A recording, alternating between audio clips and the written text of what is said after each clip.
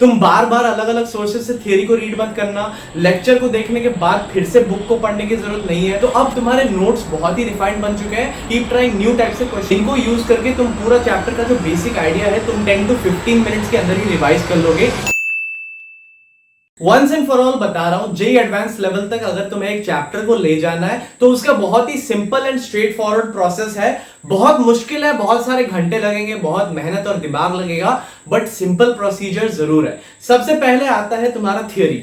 Theory को तुम कहां से कंप्लीट करो, कोई बुक से पढ़ के, कोई लेक्चर से करके, आई डोंट केयर। तुम जितना जल्दी हो सके थियरी को निपटा दो। तुम बार बार अलग अलग सोर्सेज से थियरी को रीड मत करना। लेक्चर को देखने के बाद फिर से बुक को पढ़ने की जरूरत नहीं है। थियरी को जितना कम टाइम देके निपटा सकते हो निपटा दो, क्योंकि तुम्हारे जो कॉन्सेप्ट्स को एक्चुअल समझना है वो तुम्हारे क्वेश्चन प्रैक्टिस के समय होगा। थियरी के जस्ट बाद तुम्हें क्या करना है, थियरी के दौरान तुमने जो नोट्स बनाए हैं उनको अच्छे से रिफाइन करना है। तुम अगर लेक्चर को देख रहे हो उस समय सर जो भी तुम्हें पढ़ा रहे हैं उसका जो तुम्हें समझ आया तुम खुद के वर्ड्स में उसको नोट्स में इंक्लूड करो। एंड जब लंबे लंबे नोट्स बना रहे हो अपने, तो फिर उन नोट्स के बीच में गैप भी छोड़ते रहो, क्योंकि उस गैप के बीच में तुम बहुत सारा एक्स्ट्रा इन्फॉर्मेशन जो कि तुम्हें बाद में क्वेश्चन सॉल्विंग के दौरान पता चलेगी, वो सारे जो इन्फॉर्मेशन है उसको तुम इन गैप्स में इंक्लूड कर पाओगे। अब तुम्हें जाना है सीधा सॉल्व एग्जांपल्स पे। या तो कोई यूट्यूब का लेक्चर या तो तुम्हारे बुक के अंदर के सॉल्व एग्जांपल्स को रीड करो। ऑथर या टीचर किस तरीके से उस क्वेश्चन को अप्रोच करके उसको मिटा देते हैं वो तुम्हें भी सीखना पड़ेगा। वो चीज अपने दिमाग में बिठाओ एंड उसके बाद जाओ अपने पीवाईक्यूज पे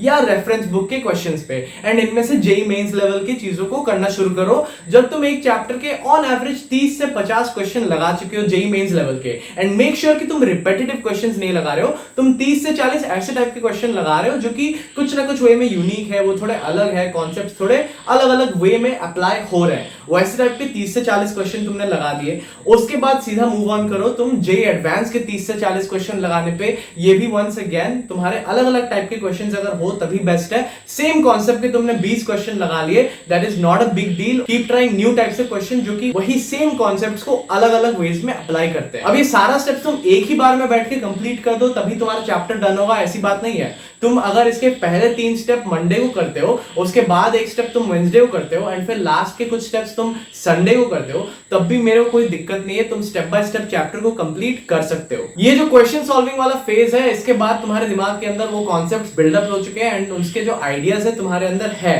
अब क्योंकि तुमने क्वेश्चन सॉल्व कर लिया है एंड क्वेश्चन सॉल्व करते समय कोई भी अगर न्यू पीस ऑफ इंफॉर्मेशन मिली तो उसको तुमने अपने नोट्स के वो वाले खाली पोर्शंस में इंक्लूड कर दिया है। तो अब तुम्हारे नोट्स बहुत ही रिफाइंड बन चुके हैं एंड तुम्हें उन कॉन्सेप्ट्स का बहुत ही डीप नॉलेज आ चुका है। अब तुम्हें क्या करना है, इन नोट्स को यूज करके और अपने नॉलेज को यूज करके बनाने हैं शॉर्ट नोट्स। एंड एक बार तुम्हारे शॉर्ट नोट्स बन गए then you reach the final phase of your preparation, क्योंकि इसको यूज करके तुम 10 to 15 मिनट्स के अंदर अपना पूरा चैप्टर को रिवाइज कर सकते हो। अब वो फाइनल स्टेप का टाइम आ गया जिससे कि तुम उस चैप्टर को जेईई एडवांस के भी ऊपर के लेवल तक ले जाओगे। तुम्हें बनाने हैं बेस्ट शॉर्ट नोट्स। ये नोट्स को यूटिलाइज करो, अपने दिमाग को यूटिलाइज करो एंड जितनी चीजें जो की इंपॉर्टेंट फैक्टर्स है उन सारी चीजों को इन शॉर्ट नोट्स में इंक्लूड कर दो। बड़े से बड़े चैप्टर्स भी 7 या 8 पेज के शॉर्ट नोट्स के अंदर अट जाते हैं, तो तुम्हें बहुत लंबे इनको नहीं बनाने हैं। Keep it to the point. इनको यूज करके तुम पूरा चैप्टर का जो बेसिक आइडिया है तुम 10 to 15 मिनट्स के अंदर ही रिवाइज कर लोगे एंड इसी कारण से ये तुम्हें हेल्प करेगा।